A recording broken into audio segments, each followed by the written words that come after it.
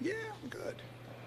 It's nice to know that it's nice to get a tour of this. I mean, this does the hard work. I mean, we need more of this. My goodness. You like it? Love it. Yeah. Oh. Do you want to stand on one side of Mike?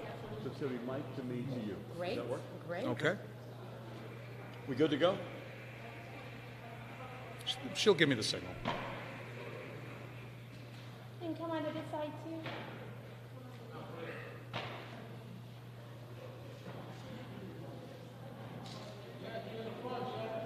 So this is like an unscheduled coffee break then? Yeah. Okay, yeah, all right.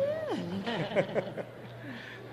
We wanted to allow all of our team members to have a chance to hear the governor and to speak about something we're really passionate about. Good. And so that everyone has a chance. We're ready to go. Okay. Good afternoon. My name is Michael Soriano. I have the honor and the great luck to be the mayor of Parsippany Troy Hills. Welcome to Parsippany Troy Hills, everyone, or as I call it, the crossroads of northern New Jersey.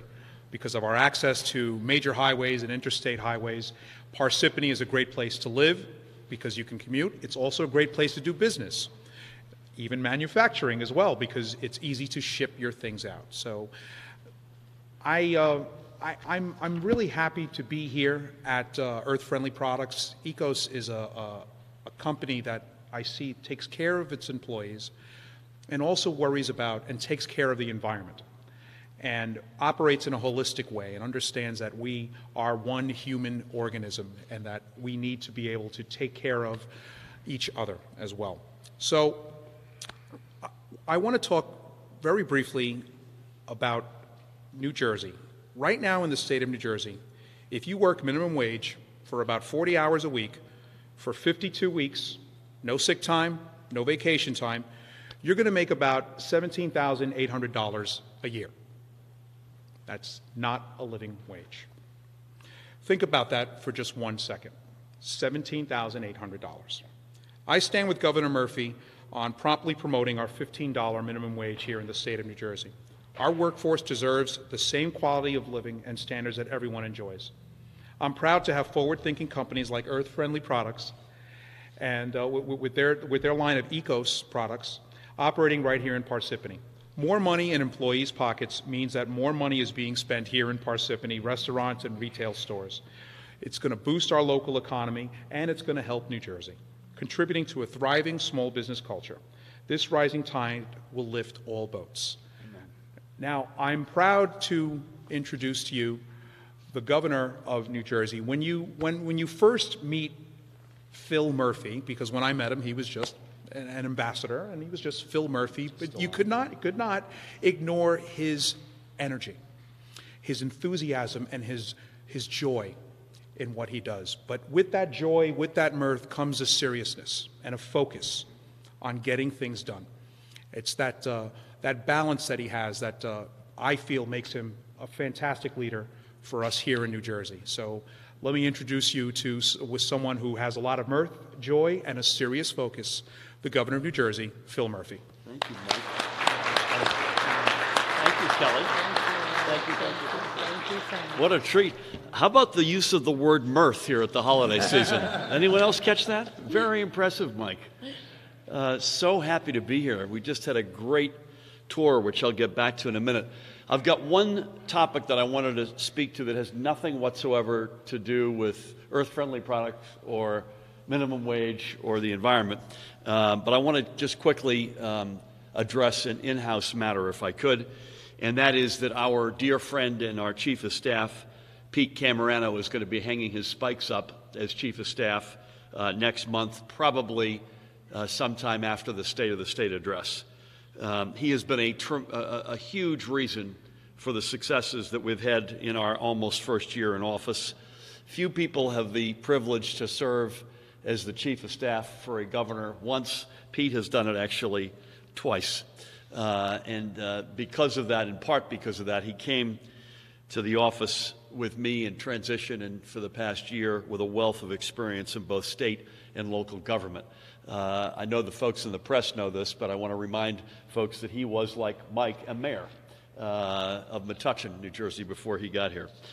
I've relied on his deep understanding, Kelly's getting emotional about this, of New Jersey's governmental infrastructure and institutions, its localities, the governorship, its powers and responsibilities. And this experience has been invaluable and has served us all very well. It's set up for, I think what many would suggest was an extremely successful first year.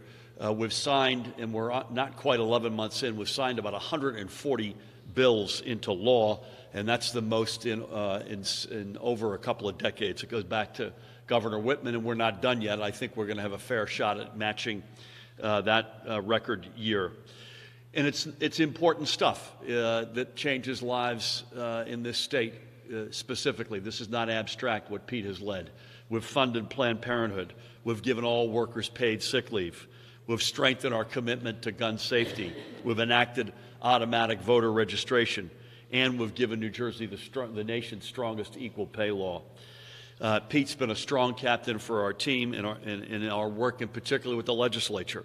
Because of him, we've been able to make, not just sign a lot of bills, but make a lot of bills even better than they were when they got to us. We've also, because of his experience, been able to use our executive power to protect our environment and our consumers, which you all do so well, to protect the rights of workers and move our economy forward, among many other important purposes. Most importantly, to Tammy and me and our entire staff, Pete has been an extraordinary close friend, and that will remain the case in the years ahead. We're beginning our search right now for a successor to Pete, but let me be very clear, there will be no replacing Pete Camerano. You may have noticed, by the way, that President Trump is also looking for a chief of staff, so we're comparing our list of candidates to make sure there's no overlap. Weren't expecting that, were you, Jen? Again, thank you so much for coming in today and for hosting us so graciously. Thanks to Mayor Mike Soriano for that really passionate introduction that I think captures me, by the way. I like having a good time in life, but I'm also here to get stuff done. And thank you always for your gracious welcome to Parsippany Troy Hills. And thank you, and much more, about President, CEO, the boss, Kelly Vlahakis Hanks, and your entire team here at Earth Friendly Products for welcoming us and showing us around. And we're going to hear from Kelly in a few minutes. I also want to welcome members of the Business for a Fair Minimum Wage, the New Jersey Sustainable Business Council, and the American Sustainable Business Council, who are with us. Now, we're here today for a number of reasons. First, Earth Friendly Products, they walk the talk in every respect. They have been a part of the New Jersey family for 30 years, providing good jobs for our residents. So I have to begin, if I say nothing else, by thanking you, Kelly, to you and your team for your commitment to our state and our communities. Secondly, Earth Friendly Products is another prime example of our vision for making New Jersey the undisputed leader in the innovation economy, in one of those sectors that we look to dominate. And you all live in that sector, which is advanced manufacturing. And having just walked through the facility from the executive offices to the labs to the actual manufacturing and distribution side of their operation, it just jumps out at you. I'm not sure you can get much more advanced than a manufacturing facility run on renewable energy and that strives for carbon neutrality, water neutrality, and achieves zero waste platinum certification. That's the Triple Crown. And hats off to you. And it's a family-owned business, and it's a women-owned business. And that makes it even more special. So to every innovative company looking for a place to set roots, come and talk with Kelly, please, and the people here at Earth Friendly Products. They'll be able to tell you about the tremendous advantages New Jersey provides, from our skilled workforce to our, as Michael alluded to, right here, but around the state, our unbeatable location. But there's one more reason why we're here today, and it's perhaps the most important one, and it is certainly one that's related to the first two. We're engaged in an all-out effort to raise New Jersey's minimum wage and to put it on a predictable yet responsible path to $15 an hour. We hear from countless people in politics and elsewhere in business who tell us we either can't do this or that we must leave some residents off this path. Since 2014, the employees here at Earth Friendly Products in Parsippany and across the Earth Friendly Products other facilities throughout the United States have earned a minimum wage of $17 an hour, not $15, but $17 an hour, along with being provided health insurance, sick and parental leave, among other core benefits. And this company keeps growing. For every person who says we can't, Earth Friendly Products is an employer that we can proudly point to and say, yes, we can.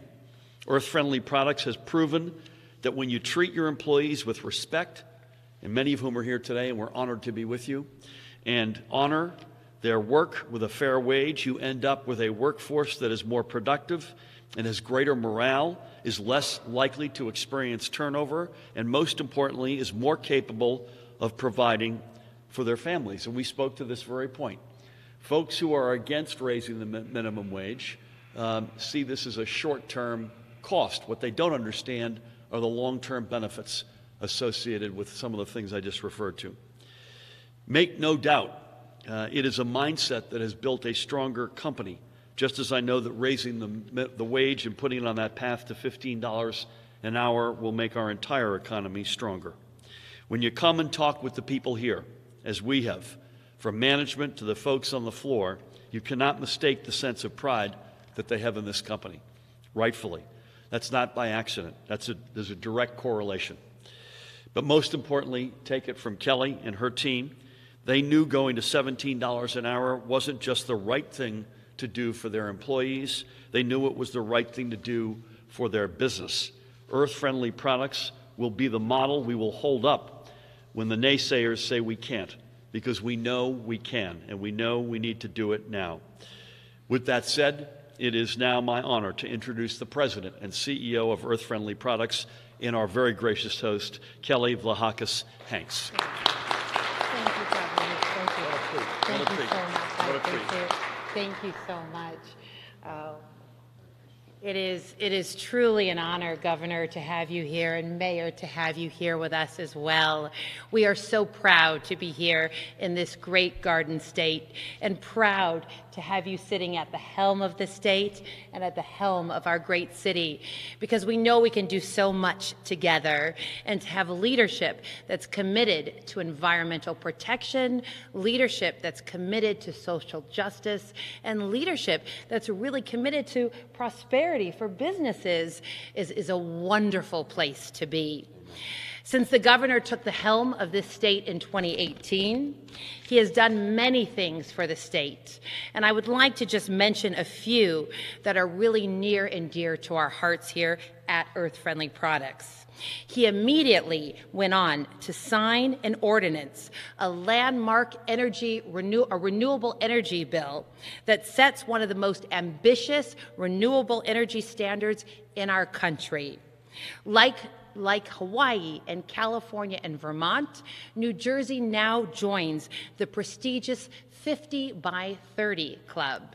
And that means by 2030, 50% of the state's energy will be renewable. And by 2050, 100% will be renewable. And this certainly places New Jersey at the forefront of a new green economy and really leads the charge across the nation.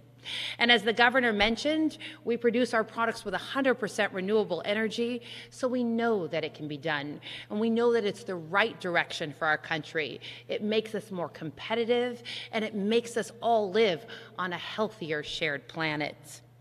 Since we came to New Jersey 30 years ago, our business has grown tremendously. And so much of that growth has been due to consumers becoming more and more aware of the ingredients in cleaning products. But so much of that growth is due to the amazing team members that we have here in the audience with us today.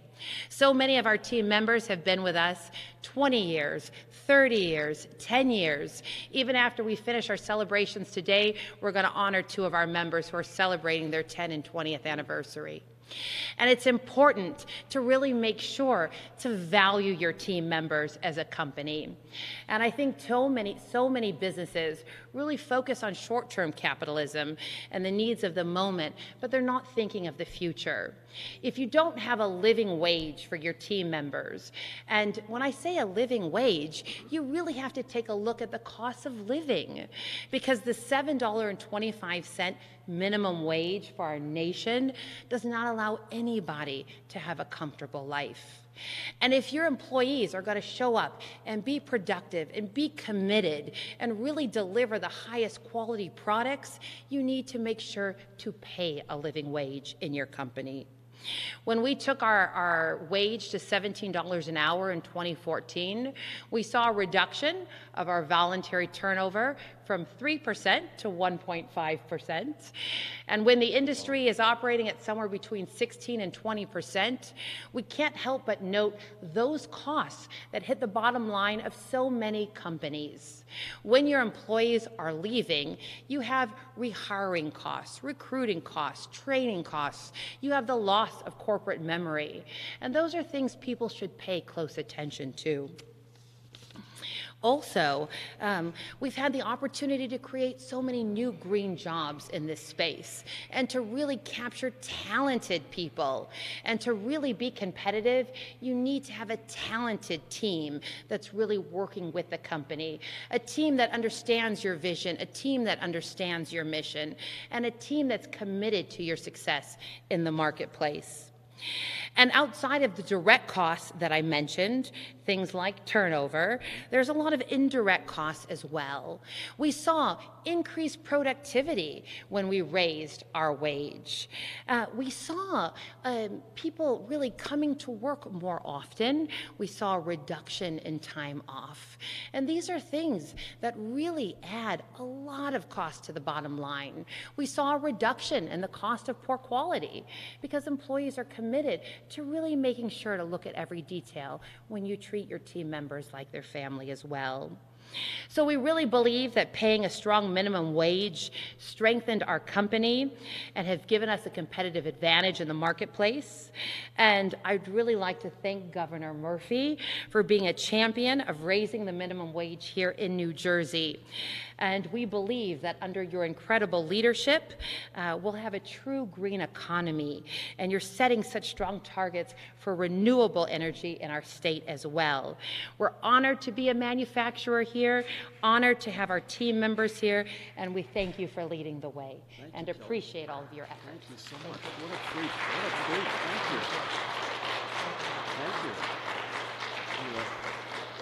Thank you. I think we're going to take a few questions, and please have a seat, folks, if you'd like. But I'm sitting here listening to your remarks, Kelly, and I'm thinking we could have come here, Dan, for an event on the innovation economy.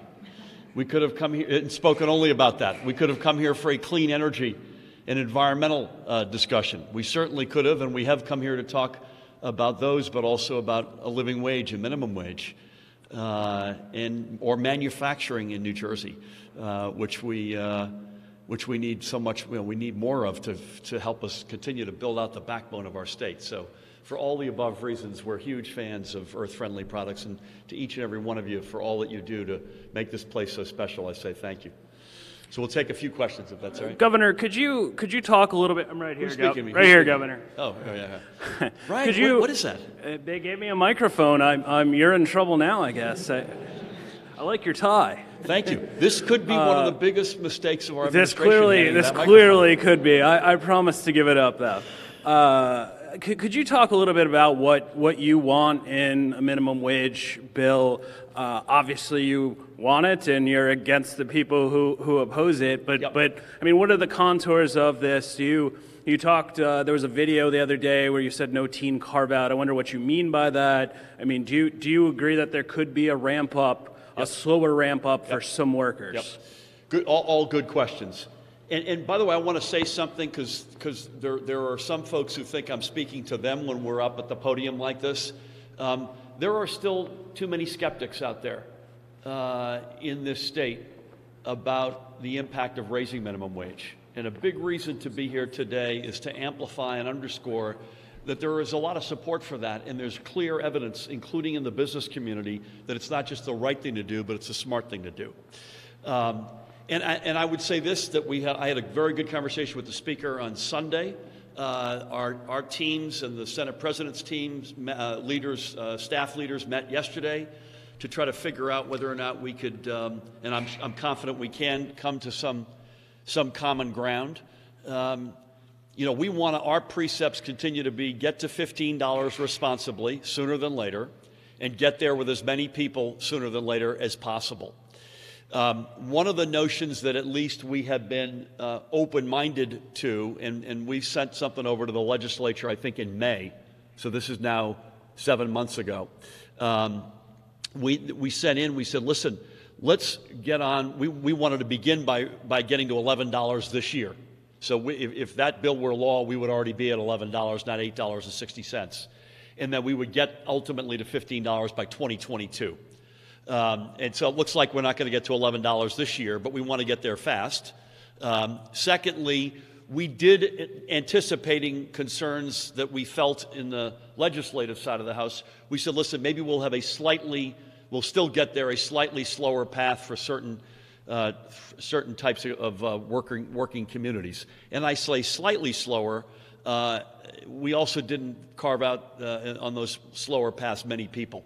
And we had a provision in there that when folks got to $12.50, if they were in one of those slower path, slightly slower path ramps, that the labor commissioner would make the decision, would stand back and say, are some of these concerns that people have out there that it would impact adversely small businesses or in particular farms, et cetera. The labor commissioner would make an assessment when they got to $12.50. There were very few people who were not in that main runway in what we sent over. And our hope is at the end of the day, again, we're going to be driven by getting there as fast but as responsibly as possible. So it's a multi-year process, but soon. And secondly, having as many people on board on that main thrust as possible, but a willingness to consider something at the edges. That was the nature of the discussion that I had with the Speaker, and our teams are continuing to work. Matt. Say that one more time. Yeah, I think, again, I'm trying to be constructive here because I do like the fact that there's movement, and I want to underscore that, and that's something that we welcome.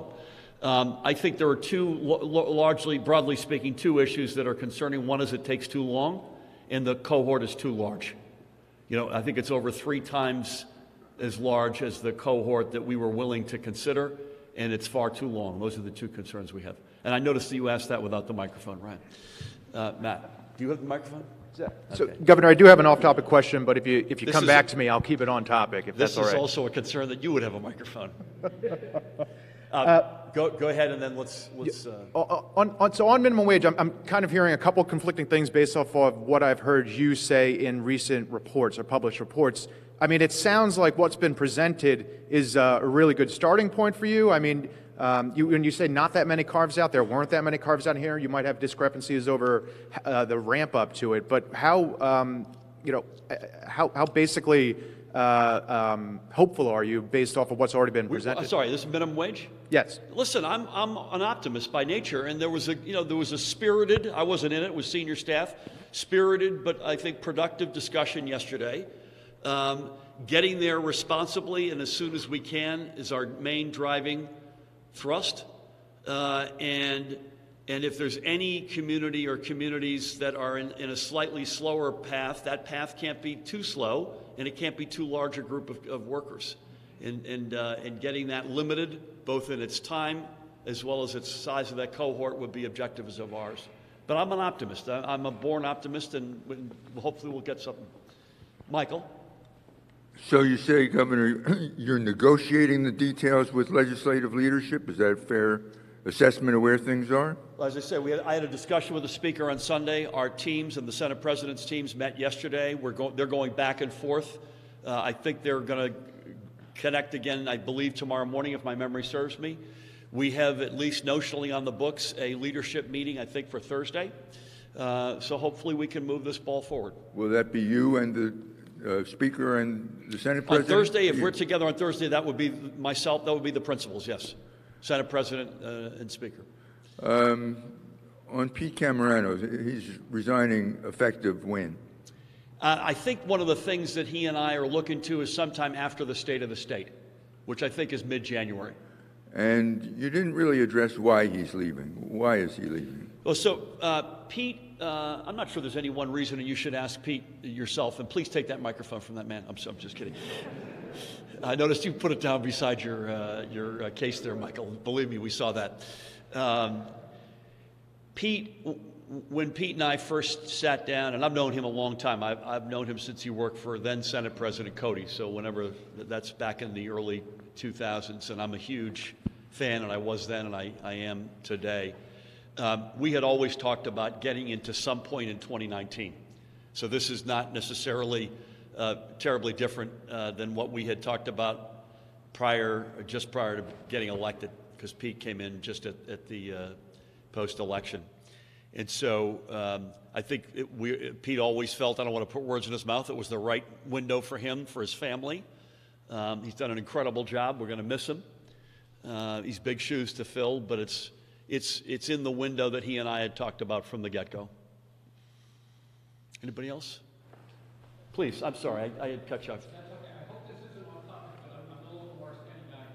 Honeywell recently announced they're taking a big part of their business, leaving New Jersey. ConAgra, which is also Parsippany, did the same thing the other day. Can you comment on that in general? And if these road New Jersey tax credits, like Honeywell, UPS right down the road, Yeah. and others got, is this a statement?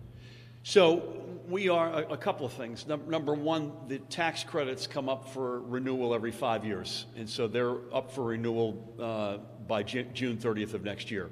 Our team, since I unveiled the Master Economic Plan in October, they're already working on drafting legislation anticipating that.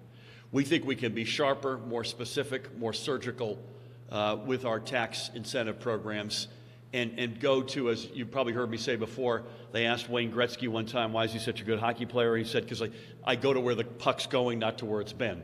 And I think that's a theme that would underpin how we see the next generation of incentives. And I'm very excited, including in particular a shout out toward startup and small businesses, even businesses meaningfully smaller than this one. This is a significant business nationally and in New Jersey, but I'm talking about real startup culture that we need to see. We need to get back to what Bell Labs meant to the state, where through theoretical research it led to applied research to commercialization. And we need more of earth-friendly products being born here and putting their roots down for decades, as you have. Honeywell, in fairness, is moving between 150 to 200 people. They're leaving 1,000 people in the state. And they absolutely, and by the way, would I rather they stayed, those 150 to 200? Absolutely. But they have been a good corporate citizen. Those are really good jobs. They're good paying jobs, and they'll stay. The ConAgra, rather, is a merger that stuff happens all the time. It's a restructuring, and that is something we have to anticipate will happen, and it's beyond our reach. The key will be, and by the way, I might add, the same day the Honeywell made their announcement, what got very little press is an immigrant-founded, a woman fashion company made the decision to move 410 jobs into New Jersey. So corporates will make decisions. They'll come, they'll go. We want to make sure we've got an unmistakably open for business sign here, that this is a good value for money state. We'll never be the low-cost state to do business in or to work in, or live in, rather, but we will be the good value for money. You get the second best public school system in America, #1 in physics, #2 in chemistry. Save the Children says it's the #1 place in America to raise a kid, the safest hospital systems in America. That's the sort of equation that we strive for. And I would say not just good value for money, but as Kelly lives this, good values state. A state that's #1 in the class on things like the environment, on women's health, on gun safety, on sensible immigration reform, etc. So That, to me, is the sweet spot for New Jersey, and that's what we'll continue to promote. Anybody else, please? Governor, the Speaker has said that the minimum wage bill that he presented is about a balance between, serving the small business community and, helping out the poor earners in the state. Do you think that balance is what is at the heart of this, is striking that balance? Yeah, I mean, I want to reiterate, I'm very happy that there's movement. I appreciate the Speaker's leadership on this, period, full stop. As I've said, my concerns are fairly simple. They're fairly easily defined, and that is it takes too long for too many to get to $15. And I hope that's something we can shrink, both the size of that cohort and the length of time. And I think that balance, if we do that, can be achieved. We're creating two different classes of... In a perfect world, you wouldn't. In a perfect world, you wouldn't, but I also have to not let the perfect be the enemy of the good and getting a law signed here. The question is to what extent, again, it's the question, how big a cohort and how long does it take? And those are the size of the cohort and the length are concerning. Maybe one more, Matt. Governor, so the legislative committee investigating the administration, they're meeting next week or the week after, next week. They haven't subpoenaed any members of your administration. Merely they're only asked them to come and testify. Do you have any expectation that those top officials in your administration will? Do you think they should? So it's been somewhere out there, somebody anonymously said that we weren't supportive or we weren't cooperating, and I just would reiterate something I've already said. Those are both flat out not true. We respect the three processes we put in place: an investigation, a holistic review of our state's laws and procedures that the Attorney General has already unveiled conclusions of, which I think makes us number one, I think, in the awful reality of what a survivor of something like this has to go through. And thirdly, a review top to bottom of our policies and procedures in government. So two of those three are yet to come. And I have said similarly, as long as the legislature doesn't get political, that it's a whole of government approach, and they too are survivor-centric. We are all in, we'll cooperate, we'll support, and I repeat that today. Thank you. I want to thank Kelly and your team, who are extraordinary, every single one of them, top to bottom, incredibly impressive company. Thank you so much for so graciously hosting us. Mayor Mike Soriano, thank you, pal. Thank you, thank you. We'll do a team shot up here at the end, but thank you all. Thank you. Come on, Mike.